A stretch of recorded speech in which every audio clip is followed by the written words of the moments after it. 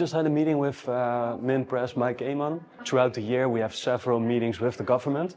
So every 6 weeks we're sitting with Minister Joffrey Wever, and now every 2 months we will have a meeting with Min Press Mike Eman, where we covered several topics. One of the things that the Aruba Chamber of Commerce, of course, is doing, we're not only a registration organization, but we're doing much more than that.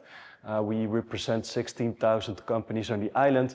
We listen to their challenges, and then in these meetings, meetings that we have with the government, we're addressing and brainstorming about the challenges that we see in the island and see if we can find solutions to that. We see a lot of challenges on the island, from basically labor shortage that we have, until wastewater management, until what are we going to do with green energy. So there were several topics that we discussed today, and yeah, we see a lot of common ground in the program of AVP Futuro and basically the plan that we have with the Chamber of Commerce based on the challenges that we see with the companies that we represent. Now we're striving to work together on those bottlenecks and to find a solution for it.